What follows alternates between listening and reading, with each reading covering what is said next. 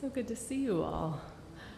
For those of you who don't know me, my name is Abby Tennis. I serve you as your lead minister here at First Unitarian Church. It's a privilege and an honor. I've been on break and I've missed you, and I'm feeling it. It's good to see you all. I use she, her pronouns, and for visual access, for those of you who may need it, I'm a 5'8" white woman with asymmetrical, curly-ish hair. I'm in my 40s. I am without my children today, so you do not see a baby attached to me, but it is good to be together. We reflect today on the legacy of a powerful American prophet, James Baldwin. And I'm trying to, Juniper and I were just talking, neither of us has read as much James Baldwin as if we've wanted to. How many of you have read James Baldwin at all? Okay, how many of you read as much James Baldwin as you would like to read? Have any of you watched videos of interviews with him or other things? Yeah. So if you haven't, I highly encourage you to do so. We're going to have some little excerpts of his work, but there's something very powerful about seeing him speak in particular. He carries a charisma with him, and he writes for reading more than for hearing. So there's an additional power, I feel like, to read his actual words. Baldwin was born 100 years ago this past Friday, on August 2nd, in 1924 in Harlem, in New York City. He died in December of 1987 at only 63. And he was a writer. He was known for his insightful and beautiful writing of essays and novels and plays, and for his activism in the civil rights movement. James Baldwin was openly gay, and he didn't actually claim the term gay, but was open about it in a time when almost no one was.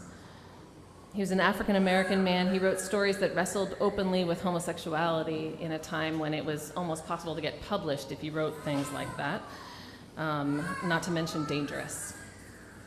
His loving insight into the Black experience in America and his empathetic exploration of what lies underneath white consciousness in America was and continues to be utterly transformative for our world. And so I use the term prophet for him, not in the sense of someone with supernatural powers who can see the future. I mean, I don't know, maybe he could do that, but I don't know for sure that he could. But in the sense of one of our sources of our faith, prophetic people who challenge us to confront powers and structures of evil with justice and compassion and the transforming power of love. In biographer David Leeming's words, Baldwin was a, quote, highly complex, troubled, and driven individual who was more intensely serious than anyone that David had ever met. This is not to say that he didn't enjoy life. He was a man who laughed a lot and who knew how to make other people laugh. And while clearly obsessed by what he saw as a role of witnessing the world, he was just as committed to a life of the senses. When he ate a meal, smoked a cigarette, sipped a scotch, or touched another human being, he did so with a deep pleasure that was evident with an incomparable elegance and care. He was a man like most people with evident neuroses. He was not a saint, but he was a prophet.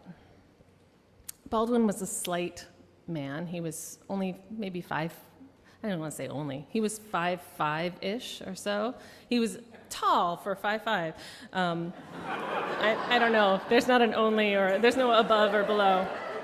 That's his height. That is the number that I read online. Was his height. But he was described as frail from the time that he was born through his dying days. They say that the doctors didn't think he would live past 5. He had a large, intense, and expressive and somewhat haunted eyes. He had a smile so wide and loving that it literally brought a sense of peace and sometimes brought tears to his friends when they went to see him. We will be sharing some of his words today, but again, I really encourage you to somehow try to experience the more visceral sense of him if you can. Baldwin was the firstborn son of his mother, Emma Burtis Jones, and never knew who his biological father was.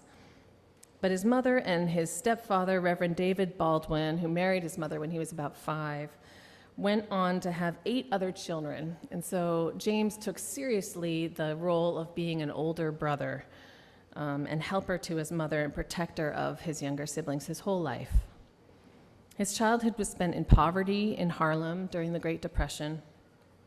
And that, plus an awakening to his own homosexuality or maybe bisexuality in his teenage years, made Baldwin the target of enormous racist and homophobic bullying and violence. He knew that there were few, if any, possibilities for him to live a life of openness and wholeness and opportunity if he stayed in the United States, certainly if he stayed in Harlem. And so when the chance came to move, he took it. And he moved to France at the age of 24, which seems very young to me to make that big of a difference in his life, in just 1948, just a few short years after the end of World War II. He technically lived abroad, though with regular stays in the United States for the rest of his adult life. And though James Baldwin wrote an enormous number of themes throughout his, what I believe are 6,895 pages of his published work, today we will lift excerpts from his writing and speaking on just 3 topics: on love, on America, and on God. And so Steph and Juniper are going to offer some excerpts and some quotes for a while, and then I will return after we do all of them. All right.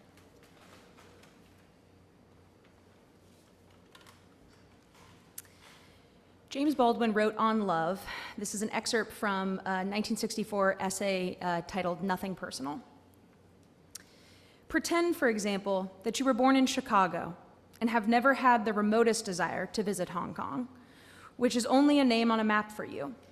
Pretend that some convolution, sometimes called accident, throws you into connection with a man or woman who lives in Hong Kong, and that you fall in love. Hong Kong will immediately cease to be a name and become the center of your life. And you may never know how many people live in Hong Kong, but you will know that one man or one woman lives there, and without whom you cannot live. And this is how our lives are changed, and this is how we are redeemed. What a journey this life is, dependent entirely on things unseen. If your lover lives in Hong Kong and cannot get to Chicago, it will be necessary for you to go to Hong Kong. Perhaps you will spend your life there and never see Chicago again.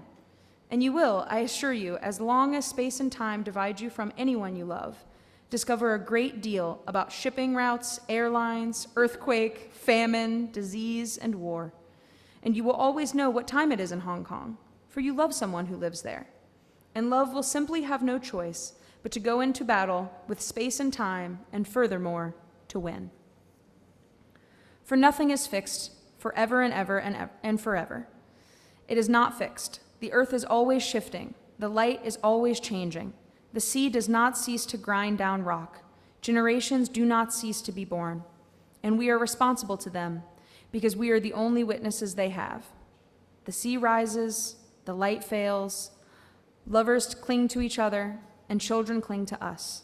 The moment we cease to hold each other, the moment we break faith with one another, the sea engulfs us and the light goes out.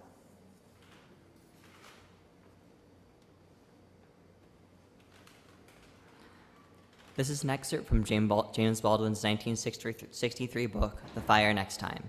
And this excerpt arises from Baldwin talking about his time in his teenage years when he was preaching regularly in his Pentecostal congregation. I have been in the pulpits too long, and I have seen too many monstrous things. I don't refer merely to the glaring fact that the minister eventually acquires houses and Cadillacs, while the faithful continue to scrub floors and drop their dimes and quarters and dollars into the plate. I really mean that there was no love in the church. It was a mask for hatred and self-hatred and despair.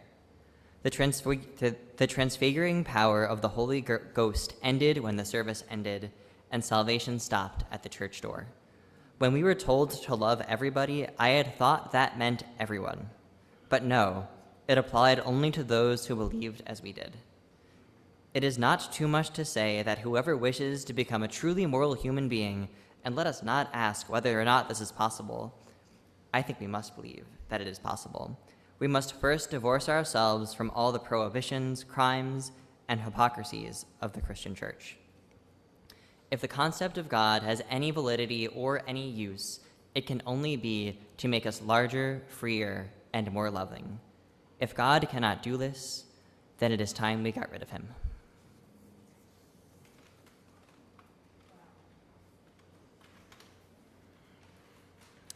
And on the subject of America, an excerpt from James Baldwin's 1965 New York Times essay, The American Dream and the American Negro. In the case of the American Negro, from the moment you are born, every stick and stone, every face is white. Since you have not yet seen a mirror, you suppose you are too. It comes as a great shock around age 5, 6, or 7 to discover that the flag to which you have pledged allegiance, along with everybody else, has not pledged allegiance to you. It comes as a great shock to discover that the country, which is your birthplace, and to which your life and identity has not, in its whole system of reality, evolved any place for you. A quote from James Baldwin's 1955 collection of essays, Notes of a Native Son. I love America more than any other country in the world, and exactly for this reason, I insist on the right to criticize her perpetually. A quote from his essay in To Be Baptized, and No Name in the Street, written in 1972. A person does not lightly elect to oppose his society. One would much rather be at home among one's compatriots than to be mocked and detested by them. And there is a level on which the mockery of the people, even in their hatred, is moving because it is so blind. It is terrible to watch people cling to their captivity and insist on their own destruction.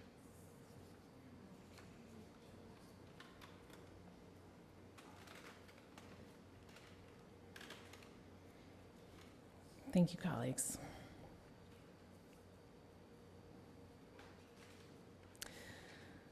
Among other luminaries and loved ones, both writers Maya Angelou and Toni Morrison offered eulogies for him at his memorial service in 1987, right before Christmas.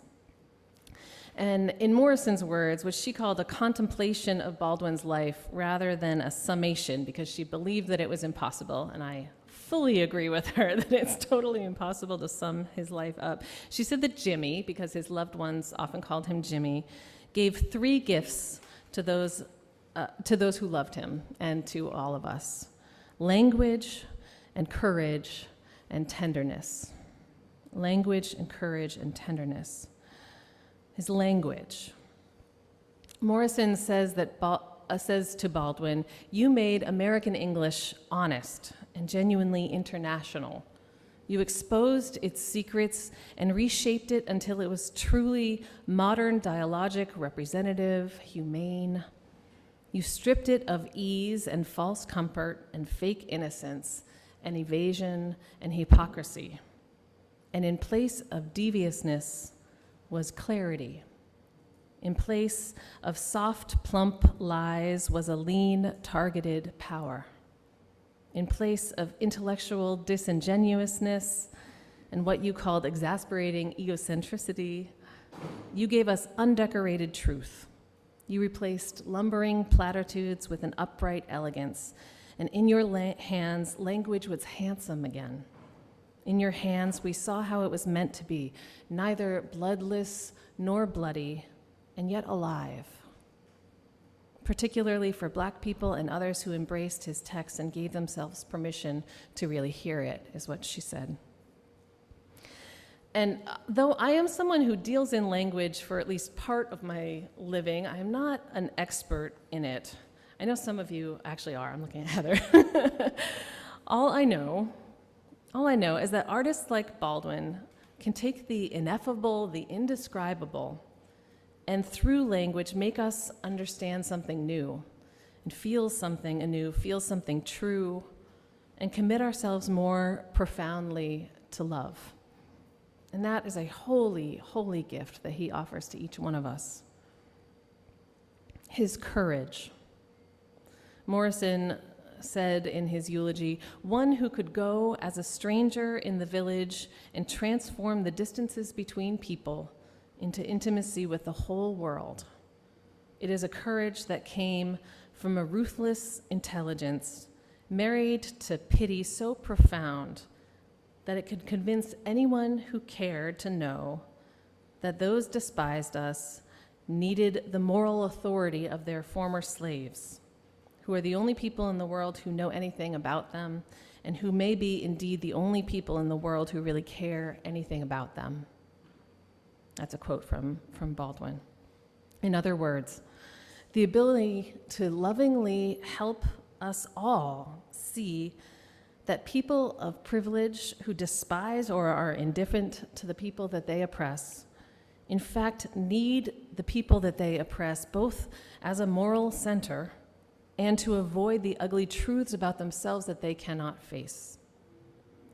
That, in a paradox that speaks to me both to the viciousness of oppression and to the transcendent power for love, that there are ties that bind us all together, including affection, including real siblinghood. And it is only through choosing to love that we will be able to overcome oppression and build a new world. His tenderness. Like many of Baldwin's other friends, Morrison spoke of a tenderness, quote, so delicate I thought it could not last, but last it did, and envelop me it did. Yours was a tenderness, she says, of vulnerability that asked everything and expected everything, and like the world's own Merlin, provided us with the ways and means to deliver. She writes, I suppose this is why I was always a bit better behaved around you. She's speaking to Baldwin, a bit better behaved around you, a bit smarter, more capable, wanting to be worth the love that you lavished, and wanting to be steady enough to witness the pain that you had witnessed and were tough enough to bear even when it broke your heart, wanting to be generous enough to join your smile with one of my own, wanting to be reckless enough to jump in on that laugh that you laughed. Because our joy and our laughter were not only all right, they were necessary. Morrison obviously speaks of Baldwin's tenderness as a friend who personally shared love and laughter with him, unlike probably all of us here, maybe most of us, maybe someone actually knew Baldwin. But even for those of us who will only ever know him through his body of work, I believe that we receive his tenderness as a gift. So often when we speak of oppression and when we speak of how we need to transform our society, I feel like we lose sight of that gentleness and vulnerability that we know to be essential when we are in moments of intimacy with one another. In centering all he ever did or ever said in the power of love, and I might even say capital L love, Baldwin offered us a gift not only of a far distant future to journey towards, not even just a vision, a prophetic vision, but permission and a call to be human and humane along the path. As a Black man, Baldwin brought insight into the experience of oppressed people, and particularly Black people, and in his empathy and understanding of the experience of privileged people, particularly white people, into the public sphere as he worked alongside others to transform the society that gave rise to these awful oppressions. As the son of a preacher and as a teenage preacher himself, Baldwin brought a deeply lived experience of understanding that we must all find a moral compass that guides us outside of the hypocrisies of any human-made institution, maybe especially and including the church.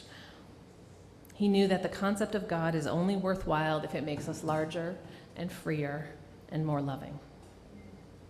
And as a friend and brother and uncle and lover and as a queer person, Baldwin deeply belonged to love. He belonged to love, and he reminded us all that we belong to love. He reminded us that what love asks of us is everything, and how love transforms us is profound, all while remembering that love is also a deeply dangerous thing to engage in. And despite all the difficulties that Baldwin experienced, despite all the difficulties he saw in his family and in the people that he encountered in his life, Baldwin writes about a love that, quote, he writes about love that, quote, it is a mighty heritage. It is the human heritage, and it is all there is to trust. The unimaginable rigors of his parents' journey helped them prepare him for his journey, he says. He says, this is why one must say yes to life and embrace it wherever it is found. And it is found in terrible places. And nevertheless, there it is. May it be so, and amen. Hi, I'm Reverend Hannah Capaldi. And I'm Reverend Abby Tennis. We are the ministers at the First Unitarian Church of Philadelphia, where our mission is to awaken love and justice in our lives and in the world. We're so grateful that you watched, and we hope that the sermon connected with your soul. We also want to invite you to join us for a live worship service every Sunday at 11 a.m. Eastern Time. You can always find the link to that service on our website at www.philauu.org. In these services, you'll hear words like you've just heard, and you also get a chance to greet one another, pray together, sing together, and we even hold a virtual coffee hour after services to get a chance to greet some new and old friends. If you want to support the mission of this community and you feel moved to give, you can do so by going to the website that Reverend Abby just mentioned. You can find that link below, or you can text 215-709-5095 and follow the prompts to give. If someone in your life needs to hear these words today, we encourage you to share this video. And again, thank you so much for watching. We hope to see you soon.